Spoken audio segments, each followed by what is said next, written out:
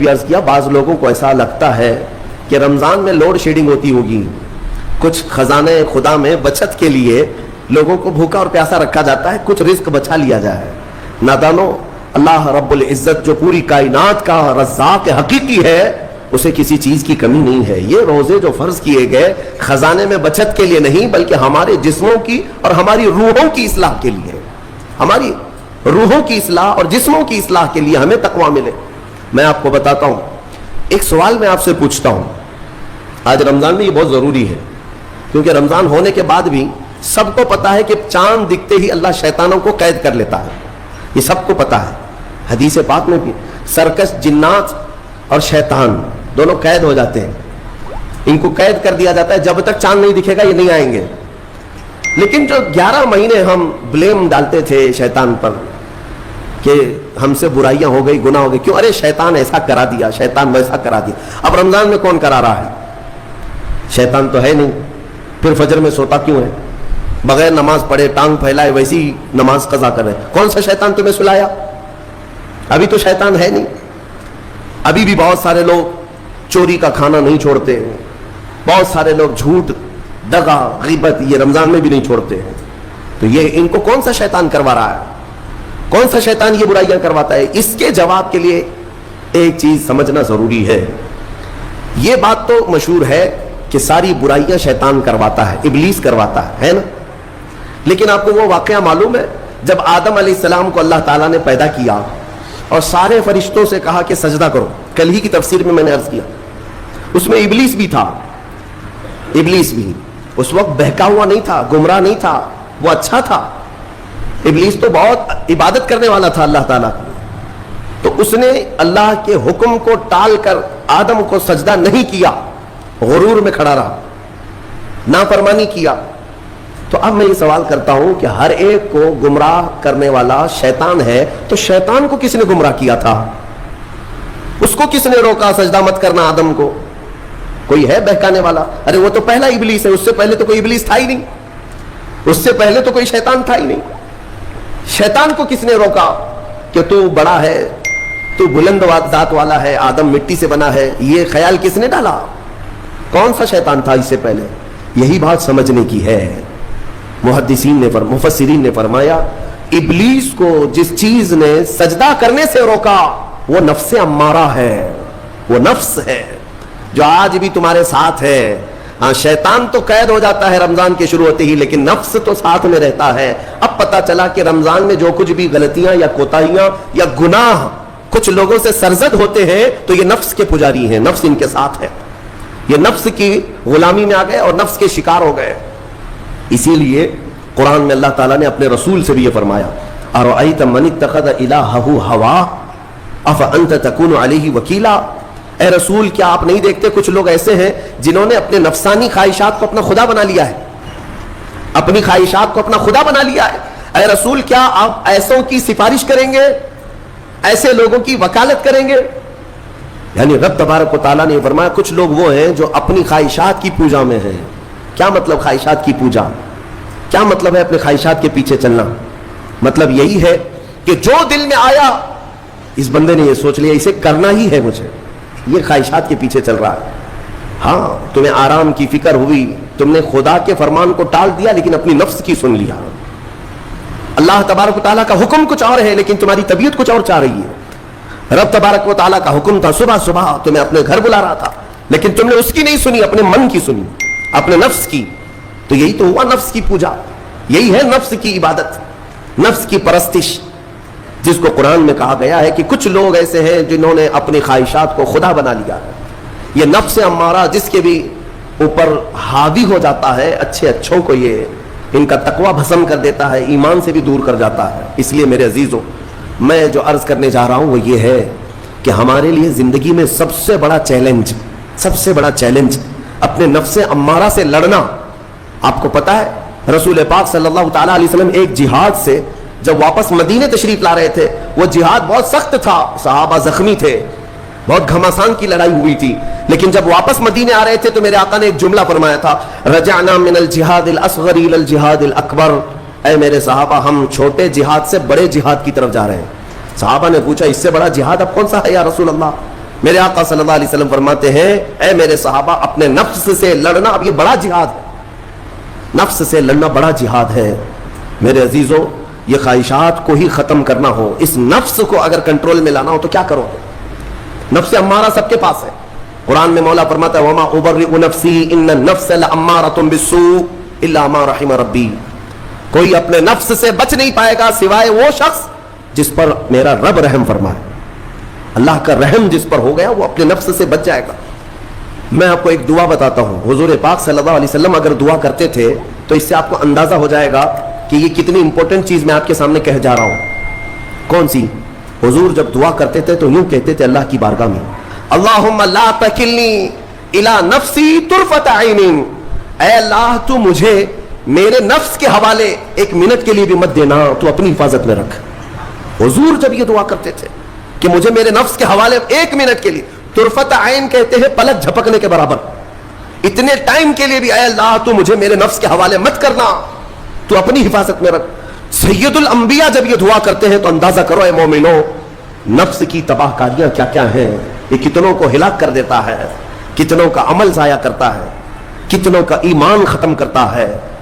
اب میں جو بات کہہ رہا ہوں وہ یہ توجہ سے سنو، یہ نفس امارہ جس نے شیطان کو بھی گمراہ کیا، شیطان کو بھی بہکا دیا، یہ نفس آدم کو سجدہ نہ کرنے کا جو غرور پیدا کیا یہی نفس امارہ تھا۔ اس نفس امارہ کو اگر کوئی کنٹرول کرا سکتا ہے تو وہ ماہ رمضان المبارک، بس یہی ہے رمضان کی فضیلت۔ رمضان المبارک اس لیے تمہیں دیا گیا کہ بڑی بڑی طاقتیں تمہارے نفس کو قابو میں نہیں کر پائیں گی، لیکن رمضان کے روزے تمہیں کنٹرول میں لے آئیں گے، کنٹرول میں لائیں گے۔ اب سمجھ میں آیا کہ روزے کیوں رکھائے جا رہے ہیں؟ ارے گرمیوں کی شدت ہے، ادھر حلق سوکھا جا رہا ہے، پیٹ پیٹ سے لگ جاتا ہے۔ ان لوگوں کو پوچھو روزہ کیسا ہوتا ہے جو مزدوری کرتے ہیں، ان لوگوں سے پوچھو جو دن بھر کام کاج کرتے ہیں۔ میرے عزیزوں روزے رکھنے کے بعد کیا رب تبارک و تعالیٰ کسی کو اس کی طاقت سے زیادہ تکلیف دینا چاہتا ہے؟ نہیں میرے عزیزوں، وہ رحمان ہے، اس نے جب تمہیں ماں کے پیٹ میں 9 مہینے رزق دیا تو کیا کائنات میں نہیں دے گا؟ تمہیں ماں کے پیٹ میں بھی رزق دیتا رہا۔ تم جب دنیا میں آئے تمہارے ماں کے سینے میں خون سے دودھ کس نے بنایا؟ تمہارے رزق کا انتظام کرنے والا وہ خدا اگر تمہیں حکم دیتا ہے کہ صبح سے لے کر شام تک بھوکے رہو تو یہ اس کا ظلم نہیں بلکہ یہ عین کرم ہے، اللہ تبارک و تعالیٰ کا رحم ہے تم پر کہ وہ مولا ہماری اصلاح چاہتا ہے کہ ہمارے اندر تقوی آ جائے جسم میں بھی اور روح میں بھی۔ اب ایک اور بات میں آپ کو بتا دوں، میں نے ایک بات پڑھی تھی نفس کے متعلق، یہ نفس امارہ، اسی لیے امام غزالی رحمۃ اللہ تعالیٰ علیہ نے فرمایا اللہ کی جو مخلوق ہے وہ 3 طرح کی ہے، ایک فرشتے، دوسرے انسان، تیسرے جانور۔ یہ 3 الگ الگ قسم کی مخلوق ہیں کیونکہ اللہ تعالیٰ نے تینوں کو جو چیزیں دی ہیں ان میں فرق ہے۔ فرشتوں کو اللہ نے عقل دیا ہے، نفس نہیں ہے۔ نفس، شہوت، برائی کرنے کی خواہش فرشتوں کے اندر ہے ہی نہیں، وہ سوچ بھی نہیں سکتے برائی کرنے کا۔ فرشتوں کو اللہ نے عقل دیا ہے اور عقل عزت والی چیز ہے، اور جانوروں کو اللہ نے نفس دیا ہے، عقل نہیں، عقل والے نہیں ہیں جانور، عقل والے نہیں، لیکن نفس ہے، شہوت ہے، شہوت بھی ہے نفس بھی۔ لیکن انسان ایک ایسی مخلوق ہے جسے اللہ نے عقل بھی دیا ہے، نفس بھی دیا۔ مطلب یہ ہے کہ تمہیں اللہ نے ایک چیز فرشتوں والی دی ہے، ایک چیز جانوروں والی بھی دی ہے، دونوں تمہارے اندر ہے، عقل بھی ہے، نفس بھی ہے۔ لیکن امام غزالی فرماتے ہیں توجہ، جو بندہ نفس ہونے کے باوجود گناہوں سے اپنے آپ کو بچا لیا وہ بندہ فرشتوں سے بھی افضل ہے۔ کیوں؟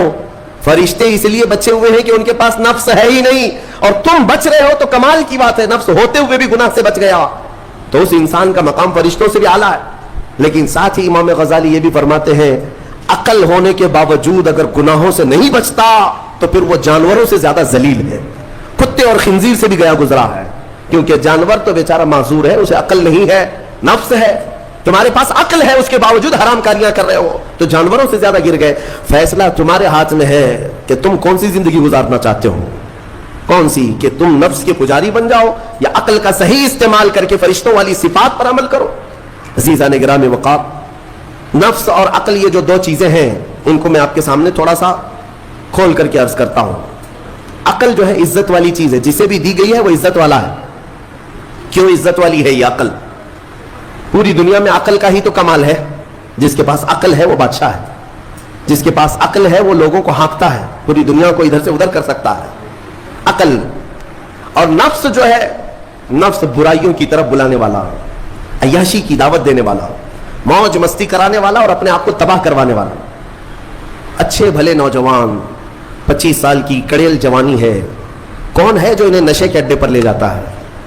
कौन है जो इनको तबाह बर्बाद करता है? जब नौजवान को अच्छी तरह से मालूम है कि मैं कोकेन, अफीम, हेरोइन लूंगा तो मेरे जिस्म के साथ क्या होगा, उसे मालूम है, लेकिन उसके बावजूद अय्याशी करवाना यह नफ्स की आदत है। किसी के ऊपर नफ्स गालिब आता है, किसी के ऊपर अकल गालिब आती है। अकल जिसके ऊपर गालिब आ गई वो अच्छा आदमी है, नफ्स जिसके ऊपर गालिब आ गया वो शैतान का पुजारी हो गया, नफ्स की सुनने वाला। अब ये दोनों जो चीजें हैं मैं बताता हूं आपको। रिवायत में मिलता है कि जब अल्लाह ने अकल को भी पैदा किया और नफ्स को भी पैदा किया तो अपने सामने हाजिर किया, अकल से पूछा कि ए अकल बता मैं कौन हूं और तू कौन है? अकल ने कहा या रब्बी अना अब्दुका व अंत रब्बी, ए अल्लाह मैं तेरा बंदा हूं और तू मेरा रब है। अकल ने क्या कहा? मैं तेरा बंदा हूं और तू मेरा रब है। अल्लाह ने इज्जत से नवाजा, इकरार किया ना बंदा होने का, अकल ने इकरार किया। फिर नफ्स को बुलाया, नफ्स से पूछा बता मैं कौन हूं और तू कौन है? नफ्स ने कहा अंत अंत अना अना, तू है मैं हूं। ये गुरूर था नफ्स के अंदर, ये घमंड था नफ्स के अंदर कि मैं हूं। नफ्स जिसके अंदर गालिब आता है वो आज भी यही करता है, मैं हूं, किसी के सामने क्या झुकना है। तो हुक्म हुआ कि इस नफ्स को 100 साल जलाया जाए। 100 साल जलाया गया, उसको अजाब दिया गया नफ्स को। 100 साल भुगतने के बाद, आग की तपिश भुगतने के बाद उसे फिर लाया गया नफ्स को। अल्लाह ताला ने पूछा ऐ नफ्स बता मैं कौन हूं और तू कौन है? नफ्स ने कहा अंत अंत अना अना, तू है मैं हूं। गुरूर नहीं टूटा, घमंड नहीं टूटा। हुक्म हुआ अल्लाह की तरफ से फरिश्तों को, इस नफ्स को अब 100 साल तक भूखा और प्यासा रखा जाए, कोई चीज न दी जाए। उसे सख्त सजा दी गई, भूख और प्यास की नफ्स को कोई चीज नहीं दी गई। 100 साल के बाद फिर उसको हाजिर किया गया, पूछा गया बता कौन हूं मैं? नफ्स ने कहा ऐ अल्लाह तू मेरा खुदा है, मैं तेरा बंदा हूं। फरमाया बुजुर्गों ने कि नफ्स को अगर कोई झुका सकता है तो वो भूख है, इसीलिए मौला ने रमजान के रोजे तुम पर फर्ज फरमाया। नफ्स को झुका सकते हो, नफ्स को कंट्रोल में ला सकते हो तो भूख के जरिए से। हाँ, ये भूख और प्यास यूं ही नहीं दी गई है। दुनिया अगर समझती हो कि मुसलमानों को ये भूखा और प्यासा रखवाया जा रहा है तो उन्हें क्या खबर है कि रूह किसे कहते हैं, नफ्स किसे कहते हैं। जो ऑलरेडी गलाजत में पड़े हुए उन्हें क्या समझ है। लेकिन अल्हम्दुलिल्लाह हमारा तसव्वुर है आखिरत का, हमारे यहाँ तसव्वुर है जन्नत का, हमारे यहाँ तसव्वुर है जहन्नम का, अल्लाह की बारगाह में हिसाब का। इसलिए जरूरी ये बन पड़ता है कि हम अपनी दुनिया में ही इस्लाह करें। मेरे अजीजों, इस नफ्स की जो तबाहकारियां हैं उससे बचना हर नौजवान के लिए आज जरूरी है। तुम रोजों को हल्के में मत लो। इससे पहले भी मैं कहा करता था, आज फिर से मैं रिपीट आपके सामने कहता हूं, मुसलमान के लिए रोजे जो फर्ज किए गए ऑप्शनली नहीं है मेरे अजीज, या ऑप्शनली नहीं है, इख्तियारी नहीं है। जिसे चाहे वो रखे, जिसे चाहे वो छोड़े। हाँ, हमारे यहाँ मुआशरा ऐसे ही है ना। हाँ, सुबह उठ करके लोग पूछते रहते रोजा है, रोजा है। क्यों पूछ रहे हो रोजा है? मुसलमान है तो रोजा फर्ज है, रोजा फर्ज है। अगर मैं आपको पूछूं अच्छा लगेगा? इंसान हो अच्छा लगेगा, सामने दिख तो रहा है इंसान है, फिर क्या पूछना है? मुसलमान के लिए रोजा ऐसा जरूरी है जैसे उसके लिए इंसान होना जरूरी है। वो रोजे छोड़ता क्यों? हाँ, चंद ही चीजें हैं जहां तखफीफ दी गई है शरीयत में। वो सफर है या मर्ज है, ऐसा मर्ज कि जिससे वो नहीं बर्दाश्त कर पाता, उसमें अल्लाह ताला ने उसे छूट दी है, रुखसत दी है। या हामिला औरत है, या दूध पिलाने वाली औरत है, या फिर अब बहुत सारे लोग ऐसे हैं जो हट्टे कट्टे हैं, तंदुरुस्त हैं, तवाना हैं, रोजे छोड़े हुए हैं। मेरे अजीज, सब होने के बाद अगर रोजा छोड़ने की किसी को रुखसत है ना, तो सिर्फ उन औरतों को जिनकी माहवारी आती है महीने में या बच्चे के बाद, है जो निफास वाली औरतों के लिए रोजा नहीं है। तो मैं उन लोगों से पूछता हूं, क्या तुम्हारी भी ऐसी कैफियत है जो तुम रोजा छोड़े घूम रहे हो? नापाक हो? नापाकी आई है? नहीं है तो फिर क्यों रोजा छोड़ते हो? एक रोजे को छोड़ने की सजा हदीस में बताई गई, 900 साल दोज़ख में रखा जाएगा। 900 साल। अब कैलकुलेट करो, अगर तुम्हारी जिंदगी के रोजे कज़ा हैं तो कितने 100 साल जाएंगे। इसलिए मेरे अजीजों, जब तक ताकत है रोजे فی الحال کے رکھو ہی رکھو, اگر پیچھے کے چھوٹے ہیں تو اسے بھی پہلے کمپلیٹ کر لو, ورنہ قیامت کے دن کی سزائیں نہیں برداشت کر پاؤ گے, بھگت نہیں پاؤ گے. یہ ہم جو بار بار کہتے ہیں آپ کے روزہ رکھنے سے میرا کیا ہے, ہم تنبیہ صرف اس لیے کرتے ہیں کہ قیامت کے دن اللہ تعالیٰ کے عذاب میں گرفتار نہ ہو جاؤ, عذاب میں گرفتار نہ ہو جاؤ. اور ہمارے بزرگوں نے ہمیں تعلیم دی ہے کہ اللہ تعالیٰ جب 11 مہینے کھلاتا پلاتا ہے اور وہی مولا 1 مہینہ اگر حکم دے تو یہ کس قدر بندے کی ناانصافی ہے کہ اپنے مولا کے حکم کو پیٹ پیچھے ڈالتا ہے اور پھر کھاتا پیتا رہتا ہے. کیا اسے اپنے رحمان کی رضا کی اتنی بھی فکر نہیں ہے کہ میرے مولا کی رضا ہے روزہ؟ اسی لیے تو اس مولا نے فرمایا روزہ میرے لیے ہے اور اس کی جزا کچھ نہیں, میں خود بندے کا ہو جاؤں گا. الصوم لی وانا اجزا بہ, اور ایک حدیث میں اجزی بھی پڑھا گیا, یعنی روزہ میرے لیے ہے اور میں ہی اس کی جزا ہوں, میں ہی اس کی جزا ہوں. مطلب یہ ہے کہ دوسرے اعمال کی جزا میں جنت ہے, محلات ہے, الگ الگ ثواب ہے, لیکن روزے کے متعلق مولا نے فرمایا میں خود ہی اس کی جزا ہوں. تجھ سے تجھی کو مانگ کر مانگ لی ساری کائنات, جس کا خدا ہو گیا اس کی ساری کائنات. میرے عزیزوں, اللہ تبارک و تعالیٰ اگر کسی بندے کا ہے تو پھر اس کے کیا کہنے.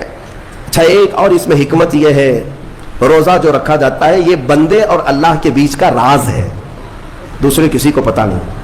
میرا روزہ آپ کو نہیں معلوم, آپ کا روزہ مجھے نہیں معلوم. چہرہ دیکھ کر کے کچھ بھی کہا جا سکتا ہے. ہاں, چہرہ دیکھ کر کسی کا روزہ پتا چلے گا. آپ کل سحری کر کے نیت کر کے روزے سے آئے ہیں, کسی کی پیشانی پہ تو لکھا نہیں ہے کہ یہ روزے دار ہے. آپ نے کہا, آپ نے مان لیا, لیکن حقیقت کیا ہے یہ تم جانو گے, اللہ ہی جانے. بہت سارے تمہارے پاس موقع ایسے آتے ہیں جب ایک ایک گھونٹ نگل سکتے ہو, وضو کے بیچ میں, غسل کے بیچ میں, جب کوئی نہ دیکھ رہا ہو تب چٹکیاں لے کر اندر ڈال سکتے ہو, کوئی نہ دیکھ رہا ہو. لیکن بندے اور مولا کے درمیان کا ایک راز ہے روزہ.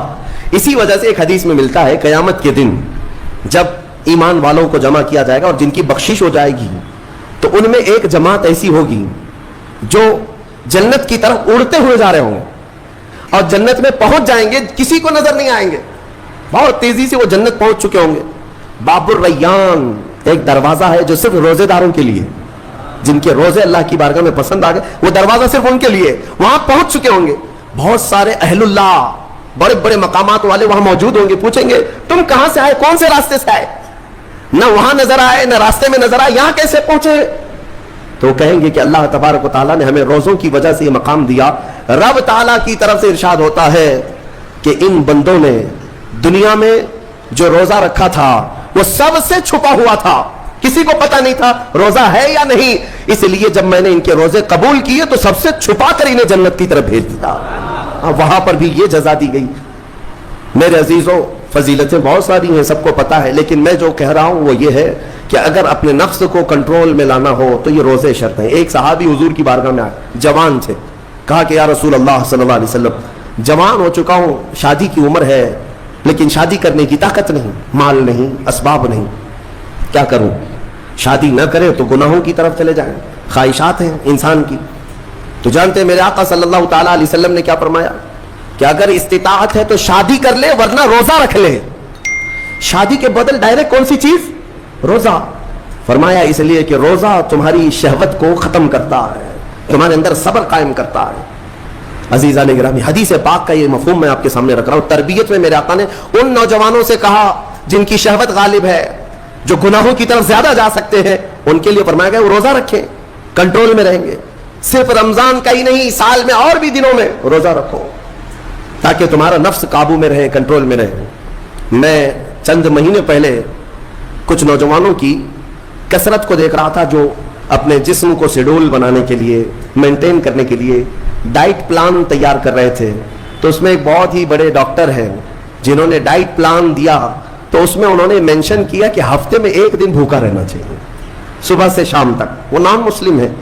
میں نے پوچھا تھا کہ یہ آپ کے ڈائٹ پلان میں کس لیے ہے, تو انہوں نے اس کی سائنٹیفک وجہ بتائی کہ ہفتے بھر میں ہم جو کچھ بھی کھاتے ہیں کچھ ایسی چیزیں جمع ہو جاتی ہیں جن کو پگھلنے کا موقع ہی نہیں ملتا, ہم بار بار کھاتے رہتے ہیں, اس پر چیزیں جمع ہوتی رہتی ہیں. 1 دن ہفتے میں اگر اپنے پیٹ کو خالی چھوڑ دیا جائے تو فاسد مادے گل کر کے باہر نکل جائیں گے اور صحت ہمیشہ صحیح رہے گی. یہ دنیا کہہ رہی ہے. میرا مولا بغیر حکمت کے کوئی چیز تم پر فرض نہیں فرماتا.